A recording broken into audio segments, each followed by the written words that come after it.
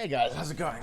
So, yesterday we placed second in the Legends of Runeterra Twitch Rivals tournament, and I saw a lot of people saying, Swim, you're doing well, you keep winning games, you placed second, why do you look so unhappy and discontent?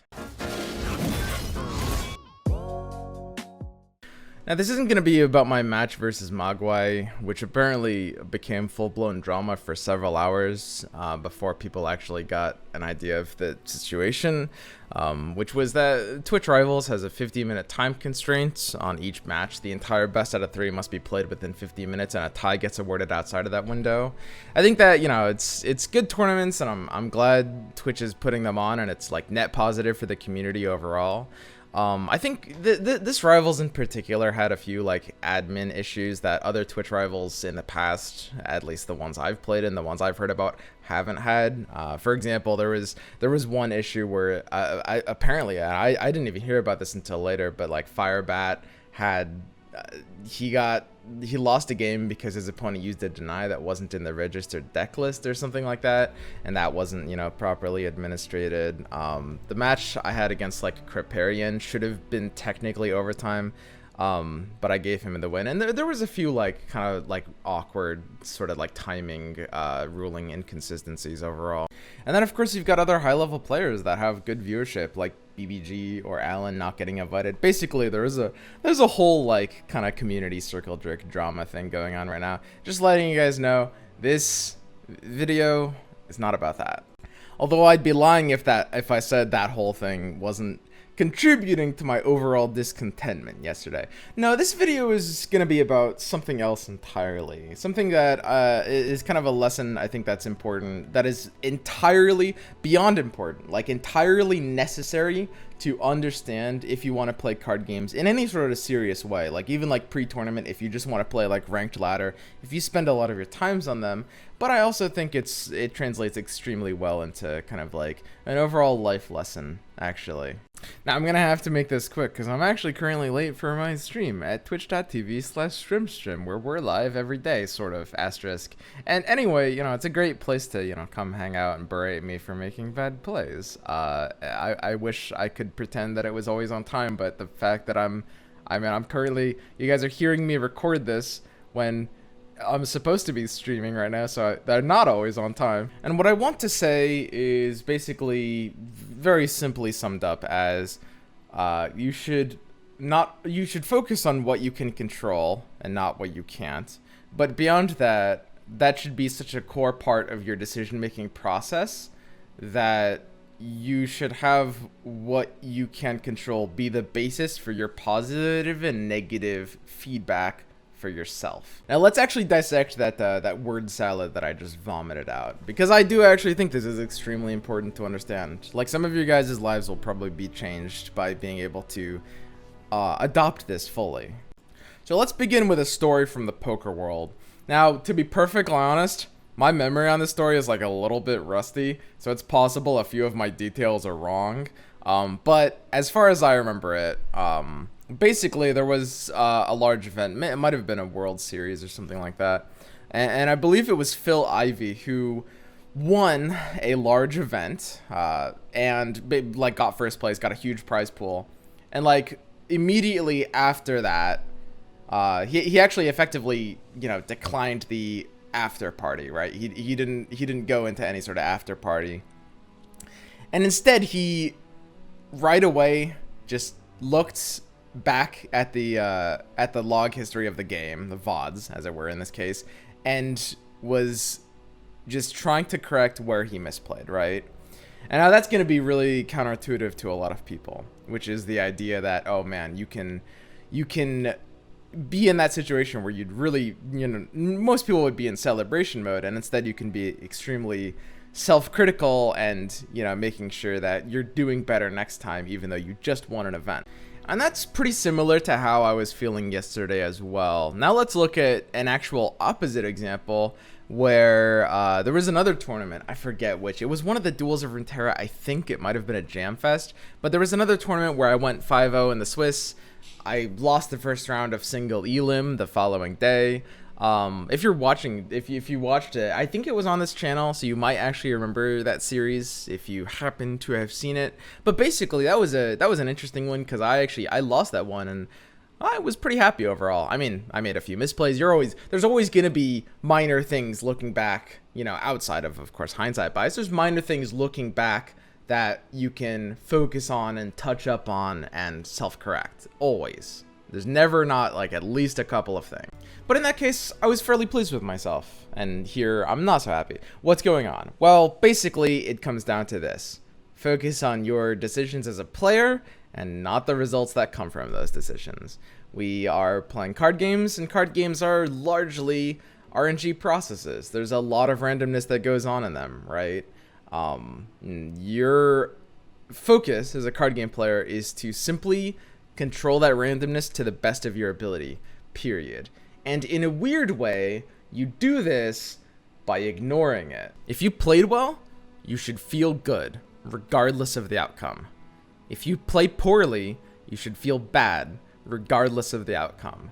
And that's very, very, very difficult to actually kind of like, it's kind of easier said than done, I guess, right? Listen, when you win a game and you're at that victory screen, your brain's gonna say, it's gonna squirt you with a little dopamine. And then, you know, it's gonna be like, woo, I won. And then when you lost, it's gonna basically just beat itself up and just be like, what is wrong with you? You lost, right? And it's you're kind of almost Pavloved into it at a certain point, because, you know, when you have like the winning screen animation and like the Nexus dying and stuff like that, those like little signs will contribute to, you know, you're feeling negatively or positive. So basically, you need to change the game that you are playing. Now, why is this though? Well, the reason is actually pretty intuitive. It's because all you can do based on your own feedback and based on, you know, event A going into event B, how do I improve as a player? All you can do is control what you can't control and focus on your own decision-making processes. So it makes sense that if you played poorly, you should have the feedback system in yourself to say, okay, I need to play better next time. Even if you won, it doesn't matter if you won, right? And if you played well, you need to have the feedback system to say, to not be, you know, flighty, because I mean there's this really negative connotation about being stubborn. And don't get me wrong, there's a lot of stubborn people and everyone's stubborn at times, and you don't want to be stubborn, but being the opposite of stubborn is just as bad, which is being flighty, which is being like, oh, I guess I was wrong, which, you know, in situations where you maybe weren't wrong, right? It just comes down to what was correct in that position. And if you're focusing on the results instead of your actions, then you are going to not be, you're not going to learn as fast and improve as fast, but B, like, I don't even want to think of it in terms of speed. It literally will kind of make you plateau almost effectively. It does come down to speed, but it's such a ridiculous, it's like more than an order of magnitude in terms of like speed that it is effectively a plateau. So in this tournament, I played fairly well. I made a decent amount of misplays. I'm actually going to be going through like my tournament VODs and watching all of them over again, probably with some other players as well, just to like make sure, you know, I can see every spot that I should have, given the information I had at the time, done differently. It's very important not to like look at your opponent's hand or the card you were about to draw and be like, well, I was supposed to be psychic and predict that was going to happen. And of course, that's not true. But just outside of hindsight bias, just being able to look at that position and say, it was mathematically slightly better to do X instead of Y. And so when people ask me about stuff like tilt from RNG or stuff like ladder anxiety, because a lot of people come to me, like they're in my chat and they say stuff like, man, Swim, how do you keep yourself from tilting to RNG? Because people watch me play on stream and something like really negative RNG will happen and I'll just kind of sit there like not even reacting to it in the slightest. And that's just simply because I'm playing a different game than most people. The game that I'm playing is very simply an amalgamation of decisions and their, you know, mathematical value. That's it. It's just maximizing that value. And if I win that game by playing well, then I have a little victory screen on my head saying, so you deserve a head pat. And that's why I'll run my hands through my hair. This is just head patting myself for, doing a good job and being a good boy. Or if I make a misplay, I'll be like, bad swim, go to a timeout or something like that, right? That's all it is. That's all the game is. Like, the RNG isn't the game. What the opponent happened to have on like the one outer, like the one card in his 40 deck that they just happen to have there, that's not the game. None of that matters, right? And the important thing to understand is when you start thinking like this, the results will follow, right? If you are able to like basically self-evaluate in this way, you will win more games. And that is the whole point. That is the whole point. By focusing on what you can control, you are maximizing what you can't control, right? I'm going to repeat that because it's really, really, really important. By focusing on what you can control, you maximize, which is decisions. You maximize what you can't control, which is outcomes. You can't focus on outcomes to maximize outcomes. So it's just decompartmentalizing decisions with reality, right? If that makes sense. And of course, it makes sense for new players to like to think in this way, because it is, the idea of, I lost, therefore I probably did something bad, or I won, therefore I probably did something good. Because when you're a new player, that's kind of all you have, right? In any game, that's kind of like how you should start off by thinking, for sure. It is a logical response, because that's kind of the best way you can improve as a new player without understanding like decision points, right? But the thing is, as you get better, and even like, I'm not even talking like tournament level players, but as you get to platinum, as you get to diamond, as you get to masters, as you get better as a player, you need to shift out of that and get to the point where you are evaluating your decisions more than what happens after. Anyway, as mentioned, this is a bit easier said than done. It's basically, I'm telling you to just change the way your brain works, and that's like, it's not really that easy. To be perfectly honest, it's going to take a while to get there. I think awareness and just being able to understand this very well and to focus on this is an amazing first step, and will take you pretty far, but it's still going to take a good amount of time. Probably something in the scope of like months or a year, even if you're trying to like focus on it. But I do think that this is extremely important to think about, and not just in card games, but in everyday life. The reason why I like card games is I think card games, more so than anything else, simulate effectiveness in life or decision-making processes. A lot of people look at a game like chess, and they'll see a chess as like, a strategy game where you have to think many turns ahead. And, I like chess. I'm able to enjoy chess.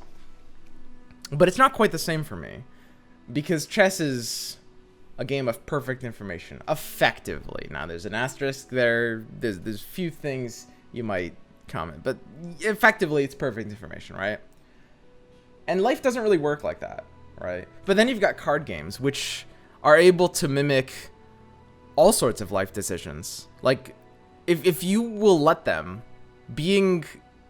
And I'm serious when I say this. It probably sounds very silly because I'm talking about children's card games, right?